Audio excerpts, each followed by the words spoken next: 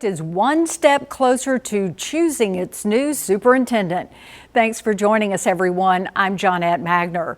Brenda Teal is live right now at the school board offices where semifinalists for the position were announced this afternoon. Brenda. Yeah, Johnette, you said one step closer. I say to that, maybe. Right now, they're inside discussing the selection process. So last time when they selected a superintendent, this was done in an executive session. Well, this time they chose to do it in a public forum, not only for the semifinalists, but the next step, when they get down to the finalists, that will also be in a public forum. So the board members, they've been discussing the selection process as they consider which of the 6 semifinalists presented right now they want to give a closer look to.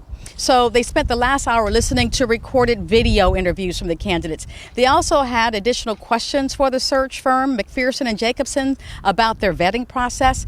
So the firm stating that they only selected candidates with superintendent level skills. McPherson and Jacobson told me they received about 30 applications in their national search. And now this is the same firm that brought to Caddo Dr. Lamar Goree. Now, each candidate's video was about 10 to 15 minutes long, each expressing why they are interested in Caddo Parish. The meeting started at about 3:30 with visitor comments lasting about 30 minutes. There were about a half dozen comments, everyone expressing a vested interest in making this a good selection for the 35,000 students who attend Caddo Parish schools. So let's take a look at those candidates now. All but one is black and one is also from Caddo. They were presented with Nia Campbell. She has a doctorate. She's from the Aurora Public Schools in Colorado, but she also has other experience as well. Keith Burton, also on that list. He is the chief academic officer for Caddo Parish Schools. Thomas Rogers also presented. He's from the Memphis Shelby County School District. There was also Cheryl Proctor on the list, followed by Fatima Fulmore and Justin Hunter. Now, there were additional questions about Fatima Fulmore. We'll get to that in just a moment. But all of the board members are really vested in making this decision. I talked with John Glover and other Caddo residents who said they're not pleased with the list presented to the school board. When Dr. Goree left, he was a leader that was in his own right proven. What we're about to get is not a proven leader. We need a proven leader. We need one that is ready to hit the ground running with a plan in hand that will address those children that I deem sick. And that are those children that go to those 30 DNF schools. It is definite that we need a change. That's just me speaking. I'm just trying to figure it out.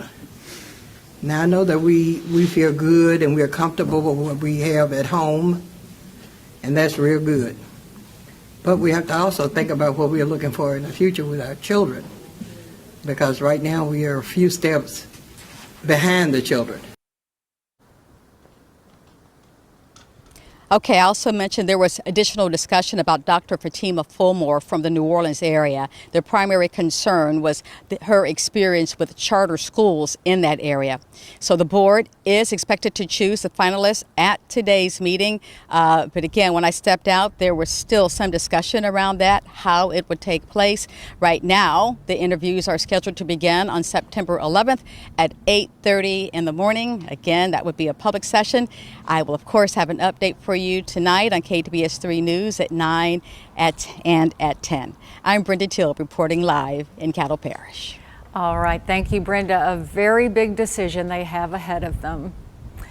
Before former Superintendent Lamar Goree left at the end of the school year, he sat down with us to talk about what he thinks the Caddo school system needs in its next superintendent.